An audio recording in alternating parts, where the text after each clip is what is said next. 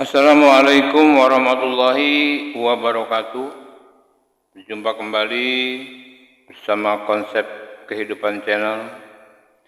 Sehat walafiat tentunya dan selalu dalam lindungan Allah Subhanahu wa taala. Amin ya rabbal alamin. Sahabat, saudara-saudaraku seiman dan setanah air rahimakumullah. Pada kesempatan yang baik ini kita akan membahas tentang penemuan manuskrip kuno. Jadi Kiai Haji Raden Ajaim Ibrahim telah menemukan manuskrip kuno yang ditulis kira-kira tahun 1719. Ini yang isinya adalah strategi ingin menghilangkan jejak perjuangan Wali Songo. Itu makna isinya. Nah, kemudian dari penemuan manuskrip kuno ini, jadi banyak hal-hal yang akan kita bahas di sini. Strategi ingin menghilangkan jejak Wali Songo, dan ada lagi hal-hal lain atau kongko-lingkong yang dilakukan antara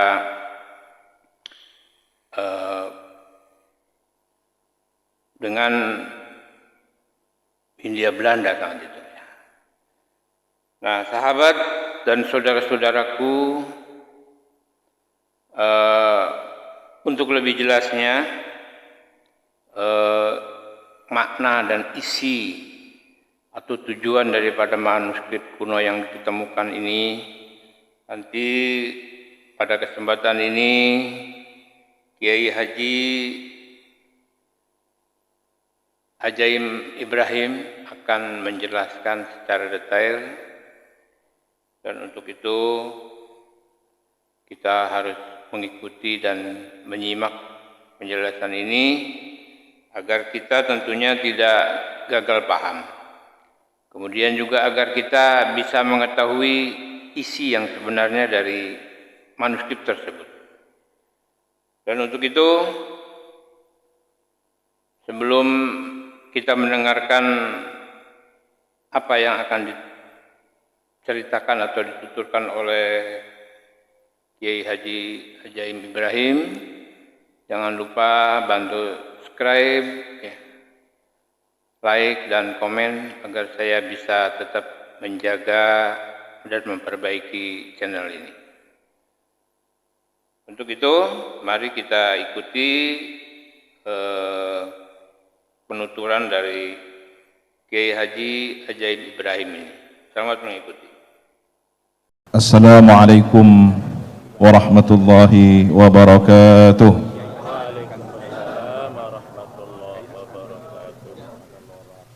Bismillahirrahmanirrahim. Alhamdulillahi rabbil alamin. Wabihi nasta'inu ala umri dunya waddin. Wassalatu wassalamu ala ashrafil anbiya'i wal mursalin. Sayyidina Muhammad wa ala alihi wa sahbihi ajma'in. Qala rabbi shrah li sadri wa yassir li amri wahlul 'uqdatam min lisani yafqahu qawli. Amma ba'du. Hadratal muhtaramin, para alim, para guru besar, para tuan guru, seluruh jajaran pengurus wilayah Nahdlatul Ulama Nusa Tenggara Barat, baik jajaran syuriah maupun tanfidiyah, seluruh banom, seluruh tokoh yang hadir pada kesempatan yang insya Allah penuh dengan keberkahan di siang hari ini. Hadirin hadirat muslimin muslimat nahdiyin nahdiyat hafidhakumullah jami'an. Kita senantiasa berharap dijaga oleh Allah Subhanahu wa taala sihah wal afiat dan membawa iman Islam husnul khatimah. para masyayikh, para tuan guru, para guru besar dan seluruh yang hadir. Beberapa waktu yang lalu saya tidak sengaja menemukan satu artikel tentang manuskrip naskah kuno yang tertulis tahun 1719 Masehi. Manuskrip ini adalah tentang jejaring ulama di Nusantara yang kategorinya menurut Bapak Guruta Ahmad Baso kategori manuskrip atau naskah Bali Lombok.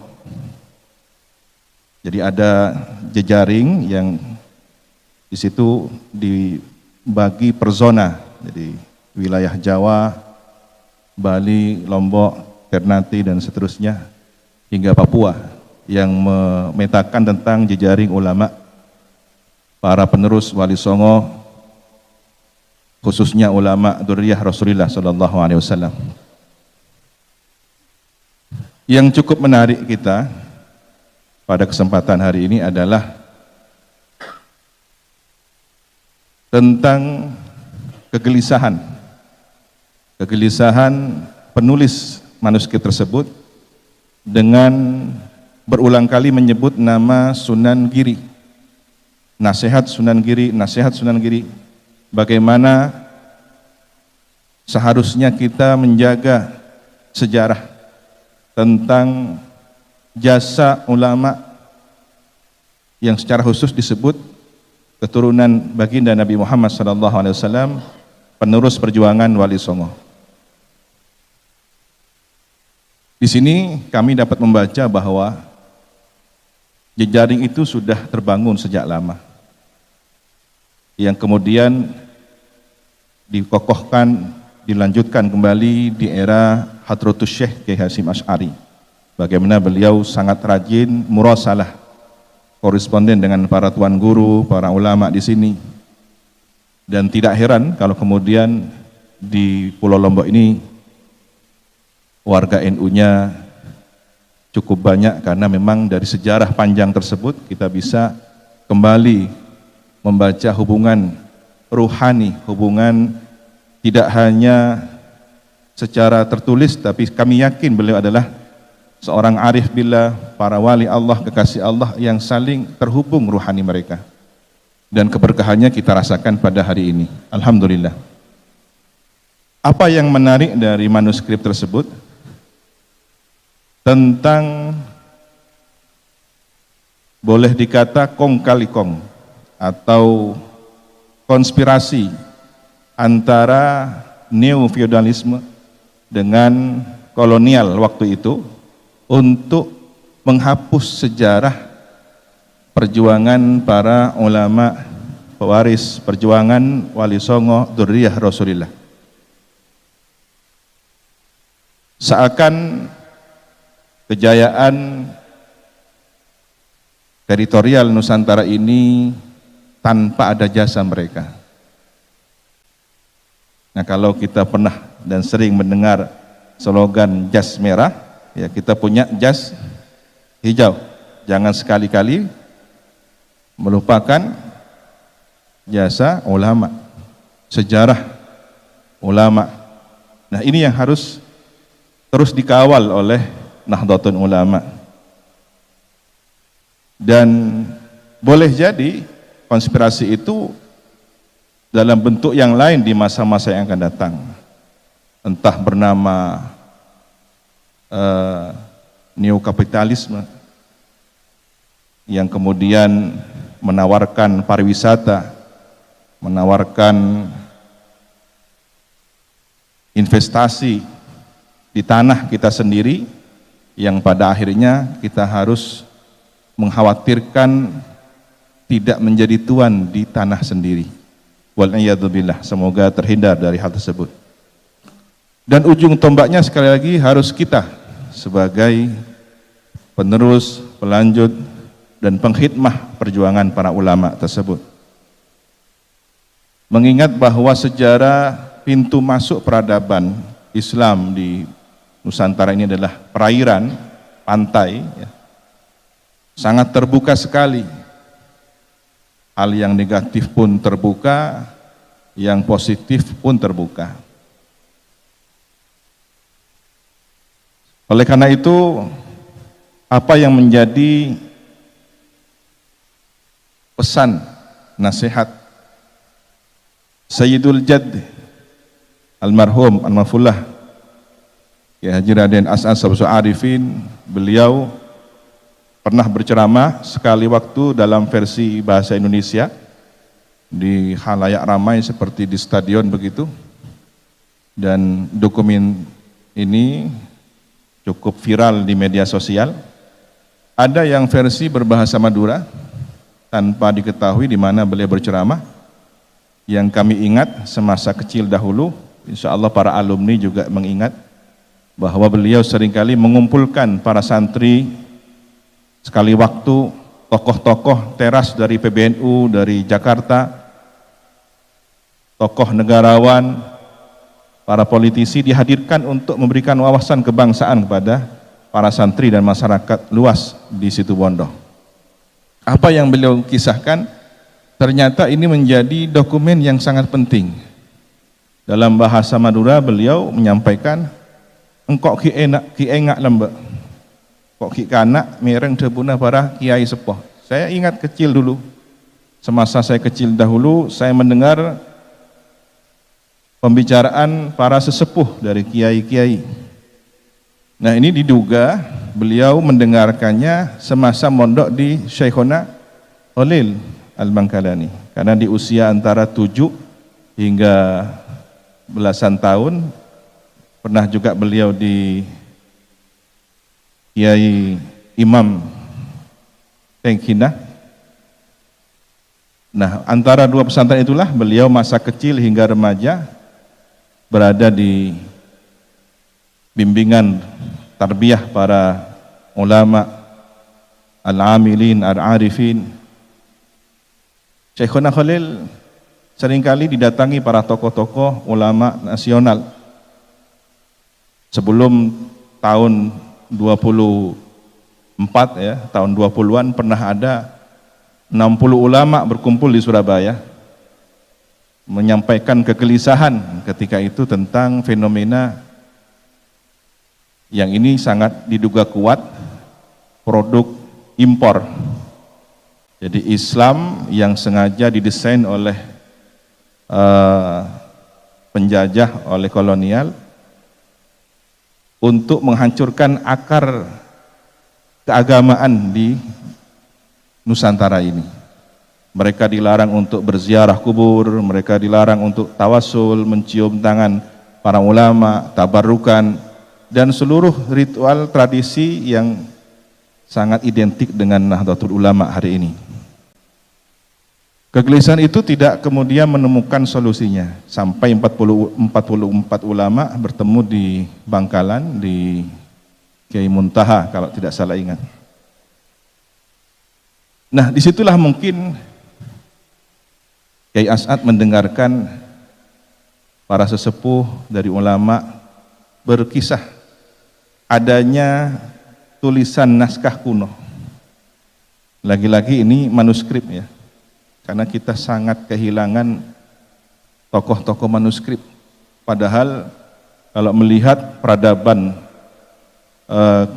sastra di awal itu, bagaimana kemudian para pelajar dari berbagai agama di Nusantara ini, baik di Tanah Jawa, di Bali, di Lombok, belajar menulis pegon. Bagaimana kemudian mereka menerjemahkan Bismillahirrahmanirrahim dengan sang sekerta Ono Coroko. Jadi tradisi tulis menulis, tradisi keilmuan ini mewarnai kehidupan para ulama, para dai-dai kita di masa itu. Apa yang tertulis, kata Kiai As'ad, mengutip diskusi para kiai sepuh bahwa Sunan Ampel Raden Ahmad rahmatullah semasa mengaji, bermukim atau mondok di kota Madinah kira-kira 4 abad yang silam ya, karena beliau seusia Imam Abdullah bin Alawi Al-Haddad Sahibur Ratib, yang saya berterima kasih ratibnya dibaca di kantor PWNU ini sehingga menjadi tambahnya nilai rohani spiritual para pengurus dan seluruh warga NU khususnya di NTB. Mudah-mudahan istiqomah. Nah, ternyata Sunan Ampel ini semasa mengaji di Madinah, beliau mendapatkan suatu karomah, bisa muwajahah, berdialog langsung dengan baginda Rasul Sallallahu Alaihi Wasallam, yang beliau mewasiatkan, bawalah ajaran Islam ahli sunnah wal jamaah ini ke negeri Kiai As'ad, sebutnya Indonesia. Nah, saya tidak tahu pasti apakah di manuskrip itu, naskah itu tertulis Indonesia ataukah riwayat bil makna dari Kiai As'ad. Boleh jadi kedua-duanya. Jika kemungkinan yang pertama itu adalah lafadz dari Rasulullah, berarti Rasulullah sudah menyebut Indonesia kepada Sunan Ampel. Jika itu adalah riwayat bil makna, teritorial Nusantara adalah bagian dakwah yang sudah mendapatkan nadrah Rasulullah, sudah dipandang oleh batin Rasul, sehingga Sunan Ampel ditugaskan untuk menyampaikan ajaran Ahlus Sunnah wal Jamaah di negeri ini. Oleh karena itu, merawat ajaran yang telah disampaikan oleh para sunan, para wali songo ini, hingga diteruskan oleh para ulama, para kiai, tuan guru, hampir di seluruh pelosok negeri ini, adalah amanat baginda Rasulullah Sallallahu Alaihi Wasallam. Dan itu adalah dalil, adalah hujjah.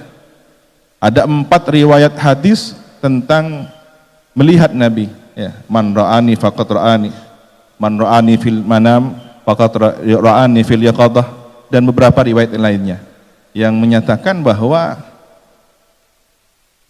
akurasi dari validitas tentang hadis melihat Nabi ini adalah benar. Ini perlu disampaikan bagi yang tanya dalil kan begitu ya. Apa dalilnya kan begitu.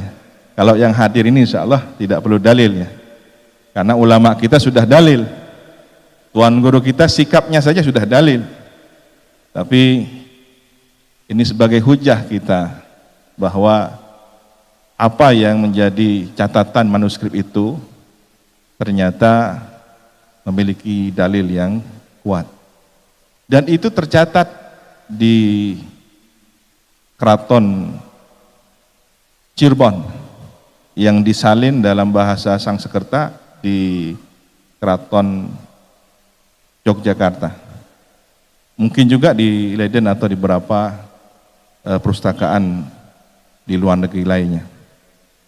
Nah, ini yang kita kehilangan akar sejarahnya. Sehingga kadang-kadang hari ini para warga NU begitu ditanya, apa dalil kamu mengamalkan ini dan itu dan semacamnya? Ya karena kita tidak biasa membantah dan tidak terbiasa panjang lebar tentang dalil, ya sudah ikut tuan guru, ikut kiai. Yang itu mudah diancam, mudah dipatahkan oleh mereka sedikit-sedikit dengan dalih kullu bid'atin dhalalah. Padahal mungkin ya hafalnya hanya hadis itu saja kan, tetapi bisa menghabisi kader-kader muda kita yang lemah. Nah, ini titip. Mudah-mudahan sejarah ini bisa dibukukan dengan baik dan terus disampaikan. Saya tidak bosan-bosan di berbagai forum ke-NU-an untuk menyampaikan kisah ini. Nah, Kiai As'ad juga pernah menyampaikan di hadapan para santri tentang kalimat khittah ma'hadiyah. Jadi beliau tidak hanya mempopulerkan khittah NU yang kembali kepada khittah di mana telah pernah dituliskan oleh Hadratus Syekh dalam risalah Ahli Sunnah wal Jamaah. Beliau dengan tulisan tangannya sendiri menuliskan khittatus salaf. Jadi khittah NU adalah khittah salaf, kembali kepada ajaran salafus saleh, sahabat, tabi'in, ya, tabi'it tabi'in, yang seluruhnya bersumber dari baginda Nabi Muhammad SAW. Maka kitalah yang seharusnya lebih bangga menyebut salaf, bukan yang membawa-bawa nama manhaj salaf, kan begitu. Biasanya yang suka mengaku-ngaku bukan pemiliknya, tetapi yang biasa-biasa yang justru mengamalkannya. Kitalah yang mengikuti manhaj salaf. Kitalah yang seharusnya bangga dengan ajaran para masyayikh kita, ulama kita, telah bersanad silsilah keilmuan akidah kita kepada para salafus saleh. Alhamdulillah. Ikhtitam sebagai penutup bahwa catatan sejarah ini harus diabadikan, didokumentasikan dengan baik. Manuskrip ini harus terawat, ya. Dan di Indonesia masih sedikit tokoh pakar manuskrip, masih sedikit yang serius membidangi tentang persoalan naskah-naskah kuno ini. Alhamdulillah beberapa pesantren sudah merintis kajian-kajian manuskrip tersebut. Dan seharusnya Lombok ini juga punya ada pengkayaan keilmuan yang berasal dari manuskrip, karena ternyata tercatat tadi naskah kuno Bali Lombok mencatat peristiwa tentang konspirasi antara kolonial Belanda dengan neo feodalis di zaman itu, tahun 1719. Kenapa kita harus kembali kepada sejarah? Karena akalnya semesta ini adalah sejarah. Kalau kita ingin karakter seseorang mengetahui, kita kan perlu melihat kurikulum vitae-nya. Dia sekolah di mana, pendidikannya di mana, sepanjang sejarah dia, riwayat akademiknya dapat kita baca, ya. Sehingga apakah nanti akan menjadi pengurus NU yang benar NU, atau pernah mau jadi Muhammadiyah tapi gagal, kan gitu ya. Nah, ini. Untung tidak terungkap ya kurikulum vitae-nya.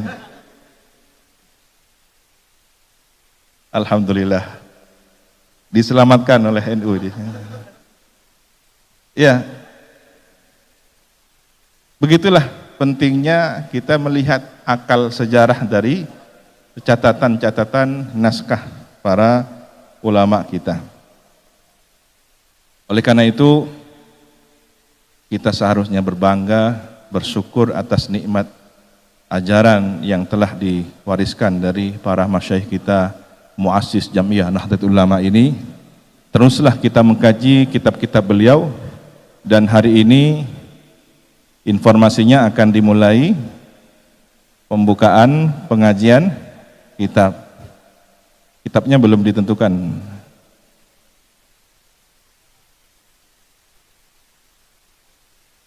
Barakallahu fikum. Nah, Masya Allah.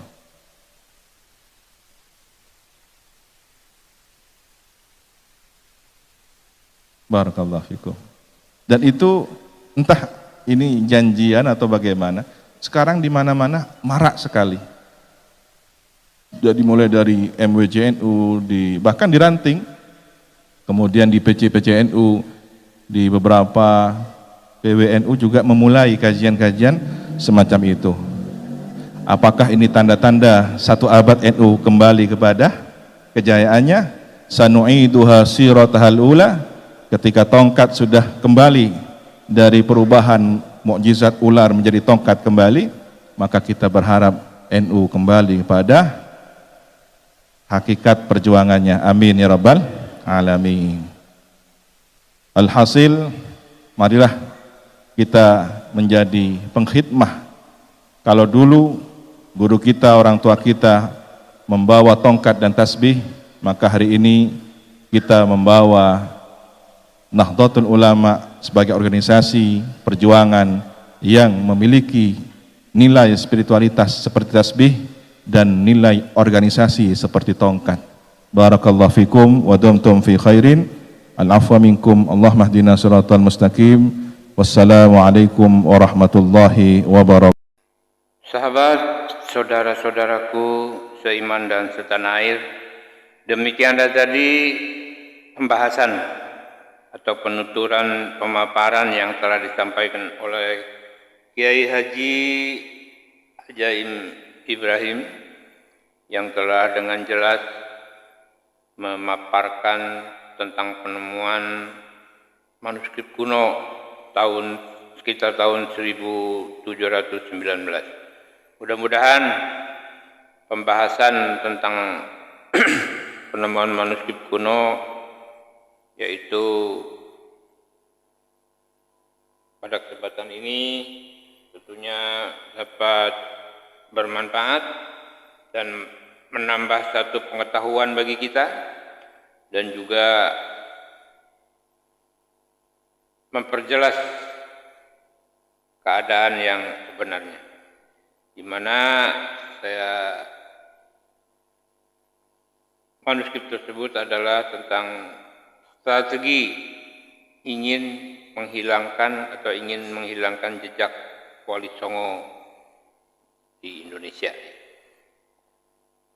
Mudah-mudahan bermanfaat dan saya mohon maaf apabila ada kekurangan dan kesalahan. Sekali lagi saya mohon pamit. Wabillahi taufiq wa hidayah. Wassalamualaikum warahmatullahi wabarakatuh.